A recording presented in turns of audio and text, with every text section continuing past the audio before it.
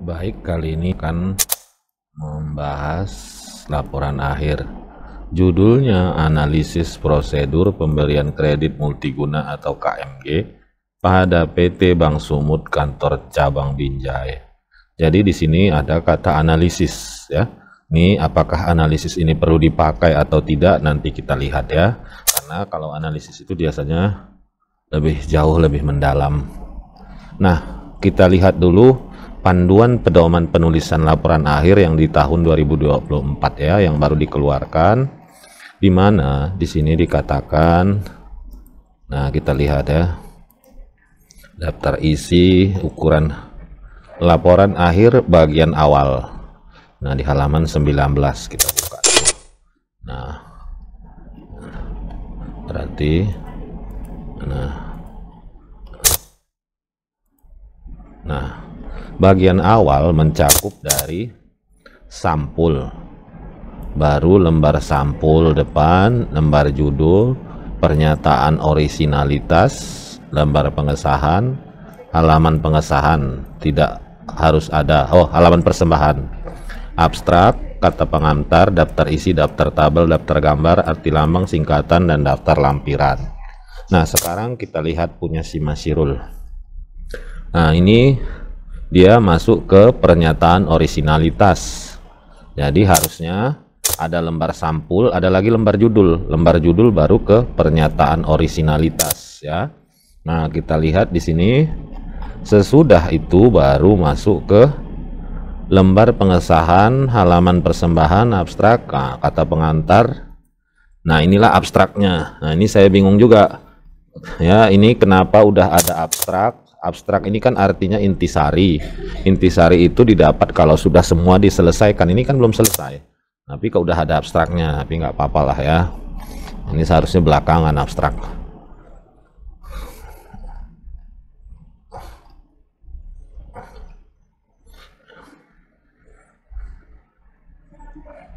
Ini udah nggak ada lagi ya. Sekretaris Prodi itu tidak ada lagi.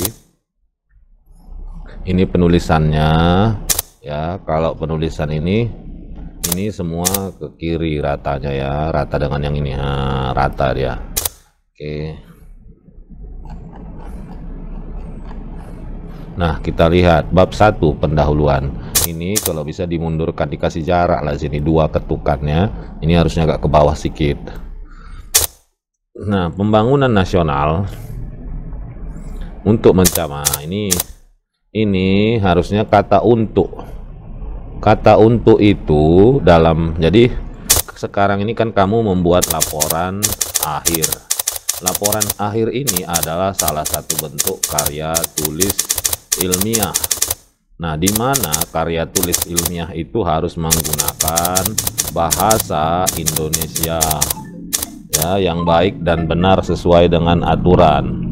Tidak boleh menggunakan bahasa Indonesia yang sehari-hari. Contohnya di sini, kata untuk ini adalah kata penghubung. Jadi dia tidak boleh menjadi subjek kalimat. Kita tahu dalam kalimat bahasa Indonesia yang baik dan benar itu selalu dia apa ya istilahnya, itu selalu subjek ditambah predikat ditambah objek ditambah keterangan. Ya, kata untuk itu merupakan kata penghubung. Makanya seharusnya ini adalah koma. Nah, baru di sini untuk huruf kecil. Ya, tidak boleh. Nah, terus kata disinilah. Ini bukan bahasa Indonesia formal ya. Bahasa Indonesia sehari-hari. Nah, coba kamu ganti. Cari pemakaian kata. Nah, ini juga bank memiliki peran yang cukup besar. Ini kan bukan apa ya? Ya, contoh ya. Ini bank memiliki, ini kan kutipan ya. Kutipan dari siapa?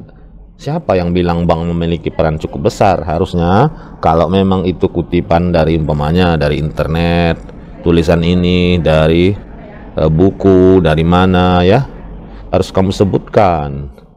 Karena walaupun kamu mengcopy dari punya orang, tapi kita pun harus mengcopy-nya sesuai lah ya. Nah, sama seperti ini peranan bank. Nah, ini juga kan ada ya teorinya ini. Kata siapa ini? Nah, ya. Nah, sumbernya ada. Jadi nama istilahnya itu tidak plagiat. Nah, ini juga kata jadi. Nah, ini bukan bahasa Indonesia baik dan benar. Itu bahasa informal. Yang dibutuhkan adalah bahasa formal. Nah, sama lagi satu lagi nih. Oleh karena itu, ini juga ya. Jadi hindari hal-hal ini. Nah, sama juga dengan ini. Titik. Hal ini, nah, ini juga bukan bahasa Indonesia yang baik dan benar ya. Coba perbaikin itu. Berdasarkan undang-undang. Nah, ini kan bisa juga dibikin ini, nggak usah kata berdasarkan, langsung aja ke subjeknya. Undang-undang mewajibkan bank untuk memelihara tingkat kesehatan sesuai dengan kecukupan modal. Nggak usah ada kata berdasarkan, ini bahasa sehari-hari, bukan bahasa ilmiah. Nah ini juga dalam ini kan lucu sekali. Kenapa suka kali menggunakan kata-kata seperti ini? Kan bisa saja kamu ikuti. Contoh ya. Bank harus didukung oleh dana yang cukup dalam menjalankan operasionalnya. Nah, ya, jadi kan ini kamu balik-balik, coba ya, coba ini. Ini dalam menjalankan kan harusnya subjeknya itu bank, harus predikat, didukung. Dana, objek. Ini semua keterangan. Kenapa kamu balik keterangannya di depan ya? Itu bukan bahasa Indonesia ya yang baik. Sehingga semua kamu punya ini terbalik-balik saya lihat. Nah, ini titik. Dengan meningkatnya jumlah dana bank, maka akan semakin banyak dana. Kenapa enggak dibikin aja ya? Bank akan dibalik aja. Bank akan memiliki banyak dana untuk disalurkan pada masyarakat dalam bentuk kredit jika meningkat jumlah dana yang dimiliki oleh bank. Kan bagus dia. Ini kan ini kata dengan, ini tidak boleh sebenarnya untuk subjek ya. Semua dibalik-balik. Tentu ini akan meningkatkan ya, probabilitas. Nah, sama juga ini juga. Tentu ini. Aduh, ini bahasa sehari-hari yang kamu buat. Cukup kau bikin aja di sini. Profitabilitas perbankan akan meningkat jika kredit yang diberikan pada masyarakat memperoleh imbalan berupa bunga. Kan jelas dia. Keuntungan utama. Nah, ini kan kutipan ini. Keuntungan utama perbankan ialah, ini kan definisi. Ini kamu ambil dari siapa kutipannya? Umpamanya dari peraturan atau dari orang yang menulis buku tentang bank. Nah, ini lagi. Apa ini dalam arti luas? Aduh. Ya, coba susun dulu kalimat yang benar menurut subjek, predikat, objek dan keterangan. Nah, satu lagi nih. Maksud dari percaya. Apa ini? Nah, ini macam bahasa sehari-hari. Sedangkan bagi ini juga tidak ada ya. Itu bahasa sehari-hari. Sebagai suatu perusahaan, ini pun bisa kau balik ini. Kenapa harus keterangan selalu di depan? Wah, ini juga ya, perbaikin ini. Banyak kali bersalahan kalimatnya. Dibikin bahasa formal, dibikin jadi bahasa sehari-hari, informal.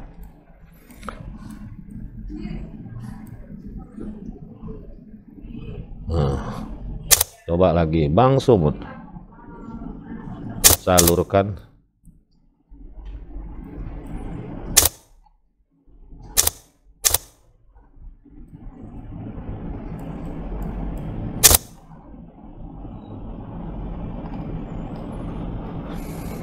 masyarakat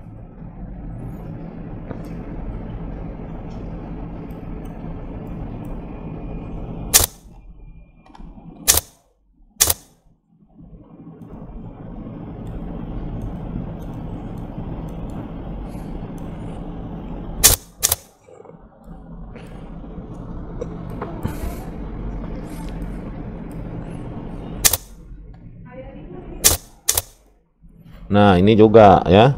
Ini kan sebuah definisi nih. Prosedur kredit merupakan tahap-tahap. Ini juga kutipan biasanya. Siapa yang menyatakan itu?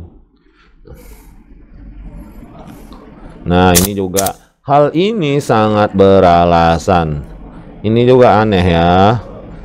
Biasakan menulis subjek. Ini juga dengan demikian. Ini bahasa sehari-hari ya.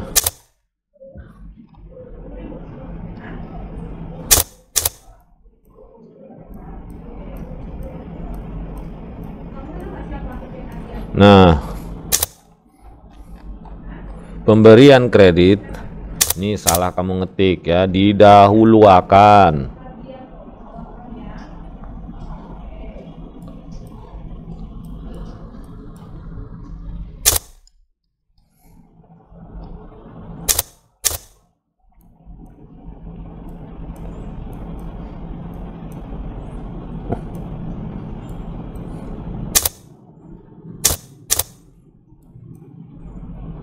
Ini juga ya, dari proses itu bukan subjek ya.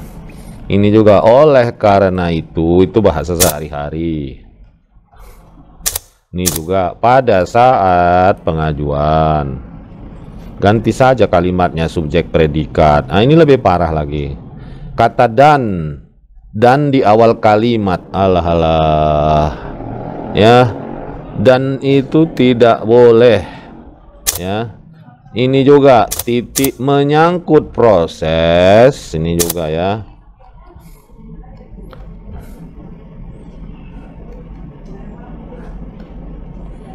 Ini juga dengan ketidaksesuaian.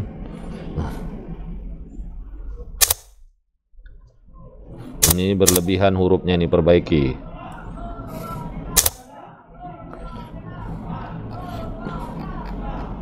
Nah, di bagian isi, pada saat kita bagian awal itu ada pendahuluan, terdiri dari latar belakang, kedua rumusan masalah, ketiga batasan masalah, keempat tujuan laporan akhir, kelima manfaat laporan akhir, keenam sistematika laporan ya. Nah, kita lihat bagian kedua, rumusan masalah. Ada ketidak-alah-alah. Bukan ini ya. Ini adanya dampak, bukan itu masalahnya. Ada 3 masalah, ini nggak usah. Nah, masalahnya di sini cukup kamu buat ya. Saya apa dulu ya, saya bagi view-nya supaya jelas. Masalah ada tidaknya itu tak usah sampai ke situ, terlalu luas nanti TA-mu ini. Nah, ini kan lu judulmu ini analisis prosedur pemberian kredit multiguna. Apakah kamu nanti menganalisis ketidaksesuaian atau kamu hanya menceritakan prosedurnya? Kalau kamu menceritakan prosedurnya saja dan tidak menganalisis, dan saya yakin ya, bukan kamu sebagai anak magang di Bank Sumut ikut menganalisis ya, menganalisis pemberian kredit multiguna ya. Kamu nggak ikut. Jadi saran saya, kamu jangan menceritakan analisisnya, karena kamu bukan kamu yang menganalisis. Kamu mungkin memeriksa berkas saja ya, tapi walaupun kamu pandai menanalisisnya, bukan kamu, tidak berhak kamu itu, karena itu peraturan masing-masing perusahaan berbeda. Nah, yang saya minta di sini adalah kamu menceritakan prosedur, itu saja, prosedur kredit multiguna. Nah, ya, multiguna. Itu saja, Bank Sumut Binjai, tak usah yang lain-lain. Jadi kalau itunya ya, kalau analisis karena tidak pantas, karena kamu bukan pegawai yang bisa menganalisis itu. Jadi di sini permasalahannya hanya satu. Apa itu? Kamu cukup bagaimana prosedur pemberian kredit multiguna atau KMG pada Bank Sumut Binjai. Nah, ya. Jadi kamu menceritakan itu saja. Tidak usah lagi yang lain-lain. Nah, batasan masalah. Nah, ini udah jelas kamu bikin di sini. Hanya prosedur. Tapi ya. Hanya prosedur. Ini nggak usah ikut ini. Ini ngapain pula kau bikin lagi rumusan masalah? Sebutkan aja apa batasannya. Batasannya itu hanya membahas prosedur pemberian kredit. Udah, titik. Nggak usah banyak-banyak lagi tambah-tambah yang lain-lain. Mempersulit diri itu namanya. Ya, coba ya kita lihat.